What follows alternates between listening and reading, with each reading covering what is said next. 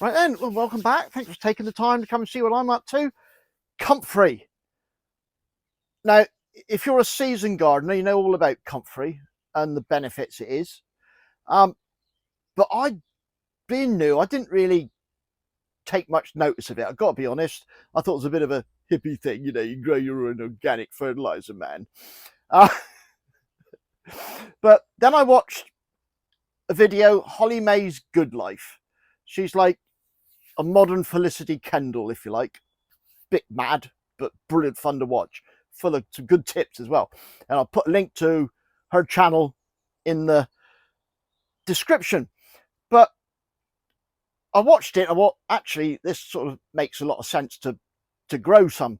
So I got hold of some from Etsy, 6 plug plants.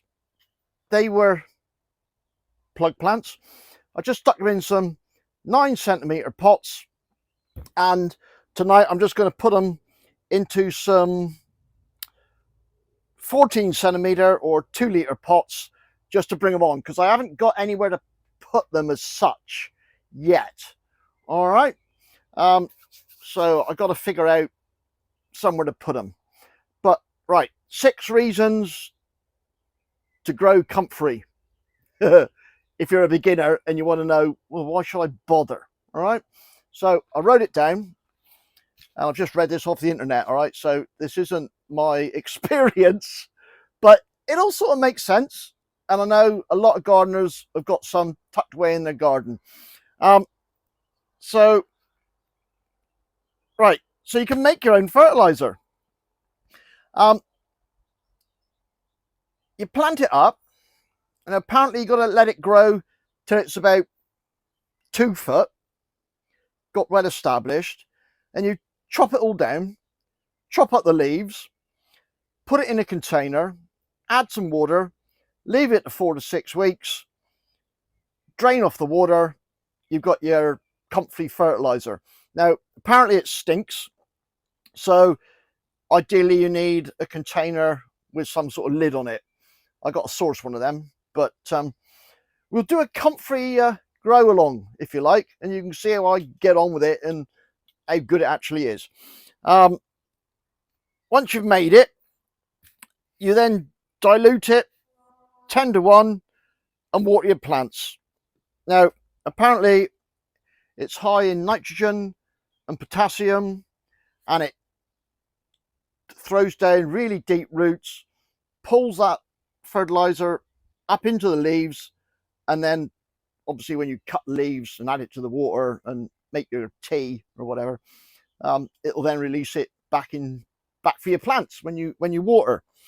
2, you can also use it as a mulch. Apparently, literally cut the leaves off, chuck it around your plants, and as it decomposes, it'll put the stored fertilizer, nitrogen and potassium from the leaves back into the ground. So that's another good one. What else I got here?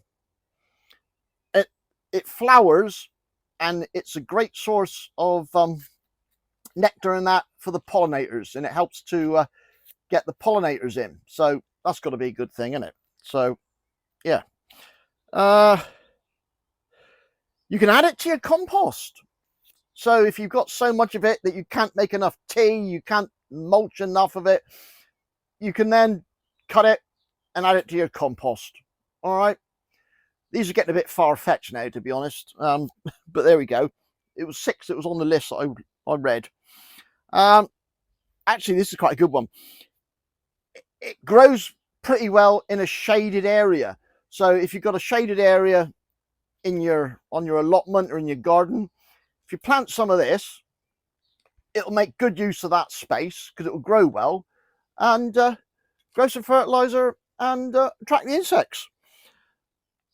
And lastly, from what I read on the internet, you can dry the leaves during the summer, let them dry right out. Then you can get your pestle and mortar, all right, crush them all up, stick them in a jar, and then over the winter, maybe probably for your house plants, according to this, You can then get your watering can, stick some of the powder in the watering can, leave that infuse for a few hours, and then water your house plants.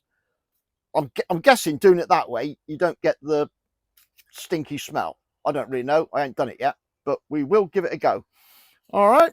So that's the 6 reasons that if you're a beginner like me and you've just come across Comfrey, 6 reasons where it might be worth growing. I don't know. I'm new. Give it a go. So these plants, like I say, came as plug plants 2 weeks ago.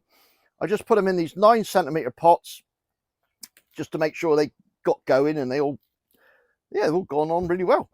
And all I've done is I've got some, this is compost that I buy in bulk from my green waste company.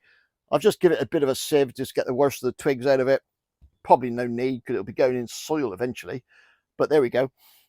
And all I've done is put the spare 9cm pot in the bigger pot, put the compost around it, so then I can just pull that pot out, and we got the perfect hole to pop one of these in. Oh, I did read that apparently you should wear gloves when you're handling these because it's got little hairs that can irritate some people. You know, it'll probably be all right, but yeah, use your own common sense if you're a sensitive soul. Wow. Ah, look at that. If I put that there, hopefully I can zoom in a bit with editing. That's only been in there 2 weeks. Huh, pretty impressive. I'm just going to tease the bottoms of the roots out a bit, just so they spread out in the new pot, and then just whack it in there. There's probably a lot of people shouting at me, oh, you just plant them straight out, Pete. Yeah, well, I ain't got nowhere to put them yet, so they're going in here and growing away on. All right, so I'll just do one more. Excuse me. I did have a snail eating these, so snails like them.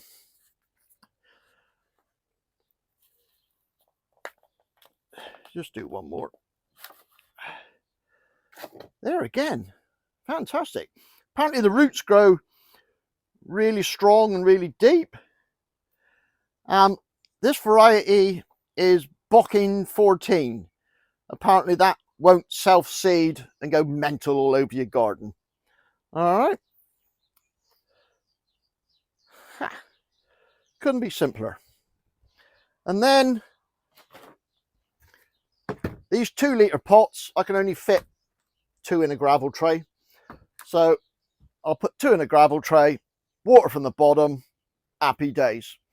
All right, so this is the start of my Comfrey journey. If you want to see how I get on with it and what I do with it, come back and see me. All right. Right, well, that's it. Thanks for watching. Go and check out Holly's channel. Brilliant. Cheers and gone.